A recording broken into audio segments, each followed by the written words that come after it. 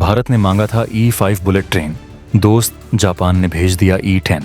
दोस्तों, जब भारत और जापान के बीच बुलेट ट्रेन की डील हुई थी तब उस समय E5 मॉडल टॉप मॉडल हुआ करती थी, लेकिन वक्त के साथ साथ E5 मॉडल पुरानी हो गई, साथ ही इसकी तकनीक भी।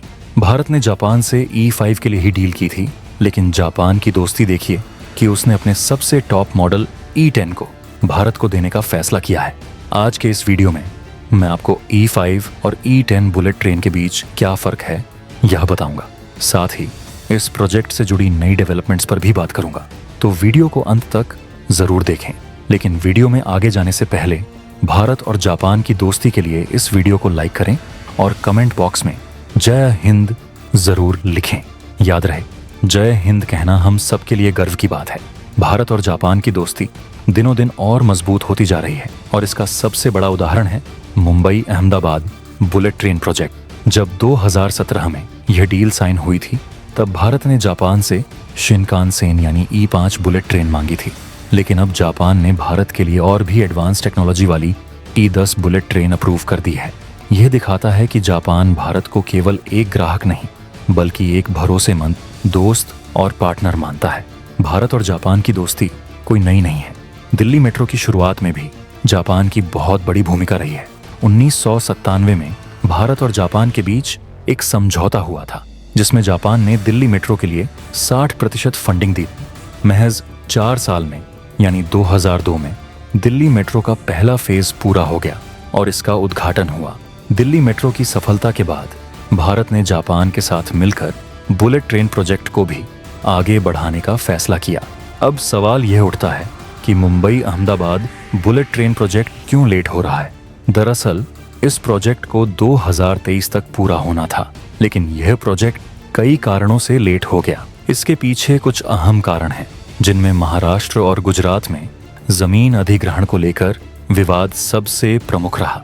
जब किसी भी बड़े प्रोजेक्ट के लिए जमीन अधिग्रहण किया जाता है तो कई बार स्थानीय लोगों की आपत्तियां सामने आती हैं।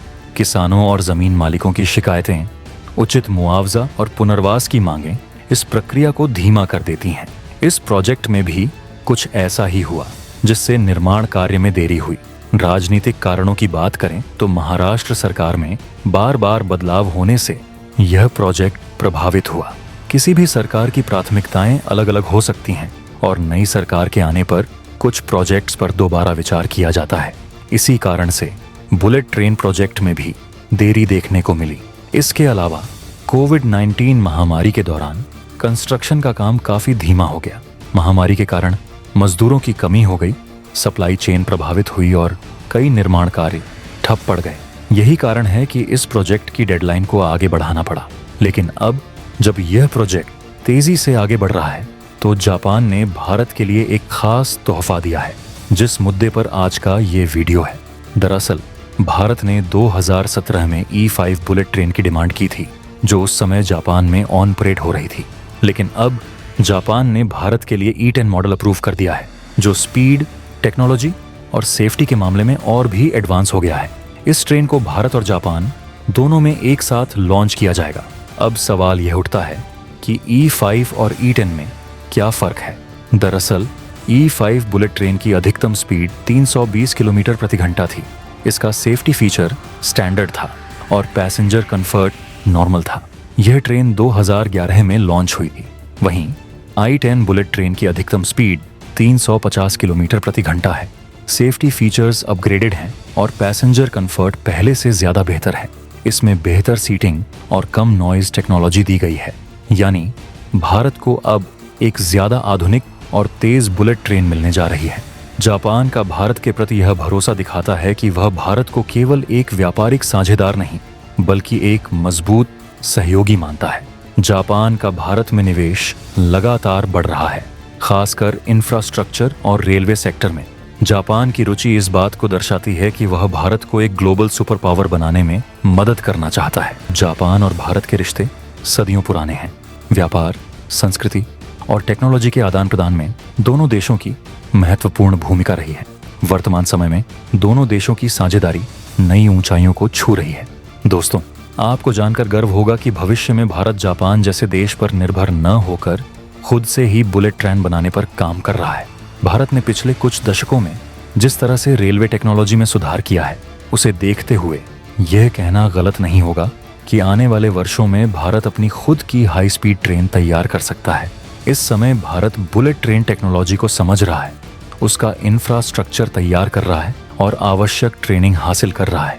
एक बार जब इस प्रोजेक्ट में सफलता मिलती है तो भारत अपनी खुद की बुलेट ट्रेन डिजाइन और डेवलप करने की ओर बढ़ सकता है। इसके लिए स्वदेशी तकनीक विकसित करनी होगी, मैकेनिकल और इलेक्ट्रॉनिक सिस्टम्स को अपग्रेड करना होगा और एक मजबूत सप्लाई चेन तैयार करनी होगी। इस दिशा में भारत ने पहले ही कुछ कदम उठाने शुरू कर दिए हैं। मेक इन इंडिया पहल के तहत रेलवे को आधुनिक बनाया जा रहा है, वंदे भारत जैसी सेमी हाई स्पीड ट्रेनों का निर्माण किया जा रहा है और स्वदेशी रूप से ट्रेन टेक्नोलॉजी विकसित करने पर जोर दिया जा रहा है।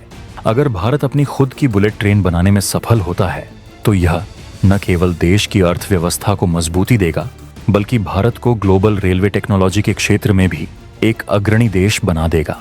यह एक लंबी यात्रा है, लेकिन जिस गति से भारत आगे बढ़ रहा है उसे देखते हुए यह कहना गलत नहीं होगा कि आने वाले दशकों में भारत अपनी खुद की हाई स्पीड बुलेट ट्रेन बना सकता है। तो दोस्तों, आज के इस वीडियो में बस इतना ही। अगर आपको यह वीडियो पसंद आया हो तो वीडियो को लाइक करके चैनल को सब्सक्राइब जरूर कर लें। मिलते हैं अगले वीडियो में। जय हिंद, जय भारत।